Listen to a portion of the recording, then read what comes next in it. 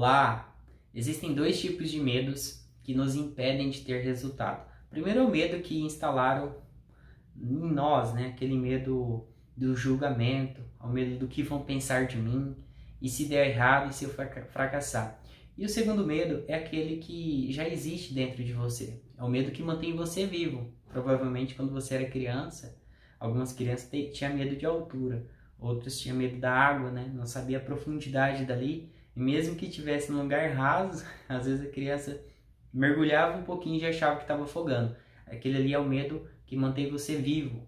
Então, se você tem medo do escuro, é porque você não tem noção do que está na sua frente.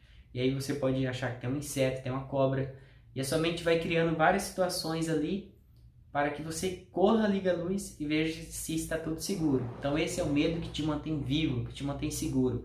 Ele faz muito bem, é claro que você não deve deixar que ele controle você, senão você não vai fazer nada, né? Não vai ter boas experiências na vida. Segundo medo que eu vou passar para você agora é o que instalaram em você. Uma criança, ela nasce sem esse segundo medo, porque ela não tem um fator crítico dentro da mente dela instalada. Qual é esse fator crítico? É o modo julgamento. Você tem medo muitas vezes que as pessoas vão julgar as suas ações, ou o seu próprio julgamento dentro de si. E se eu errar novamente? E se eu fracassar? Será que eu vou conseguir me reerguer após essa queda? Então esse tipo de medo, muitas vezes instalaram dentro de você. Por exemplo, quando você era criança, às vezes você vai lá, se arruma de tal jeito, para ir na igreja, por exemplo. Aí você vai na igreja, aí a sua mãe ou seu pai vai falar, olha, você não vai desse jeito.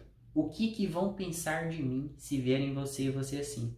Ou o que vão pensar de você se verem você dessa forma? A criança não tem um senso crítico dentro dela. Para ela tá tudo ok. Ela é tudo que ela pode ser. E normalmente quando nós nos tornamos adultos, a gente se prende em alguns blocos, em algumas caixas, bolhas mentais, com medo do que as pessoas vão imaginar de nós. Então esse é o medo que eu quero passar para você. Existe o medo natural que já nasce com a gente, que é o que mantém o medo instintivo, né, que mantém a gente vivo, e existem esses bloqueios. Como identificar esses bloqueios, como identificar esses medos através das próprias respostas que vêm dentro de você. Por exemplo, se você vai numa festa, você homem ou mulher, decide lá, você coloca uma calça, aí você pensa, poxa, a cor dessa calça, o que as pessoas vão pensar de mim? Você está vendo que tem um senso crítico de julgamento que impede você de ser quem você queira ser, com medo do que as pessoas vão pensar de você. Ou se você vai começar um projeto, aí você tem medo de trocar de projeto porque as pessoas vão falar, nossa, essa pessoa não para com nada, ela vive trocando de ideias, entende? Então você tem medo também do julgamento das pessoas. Comece a identificar quais são esses medos que tem instalado dentro de você. Fez sentido para você? Se essa vozinha, se essa pequena voz aparecer na sua mente, escreva ela, torne ela exterior para um papel.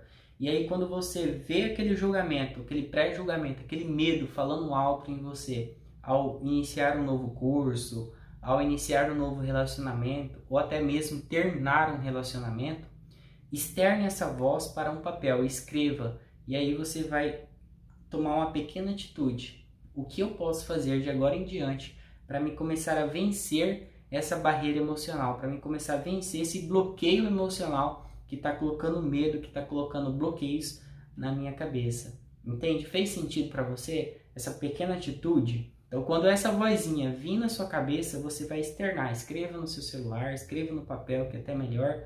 E aí você vai definir uma pequena ação que você pode fazer para confrontar esse bloqueio. Por exemplo, a pessoa que tem medo de terminar um relacionamento. O que as pessoas vão falar? Ou aquele viés cognitivo, né? Eu já estou há tanto tempo nesse relacionamento que se eu terminar ele agora vai desperdiçar todo aquele tempo que já passou. A gente gastou tanto, né? Por exemplo, um relacionamento, para conquistar esse relacionamento, às vezes uma festa de um casamento, por exemplo, que seria desperdício eu deixar tudo para trás. Na verdade, já está tudo desperdiçado, porque já foi gastado.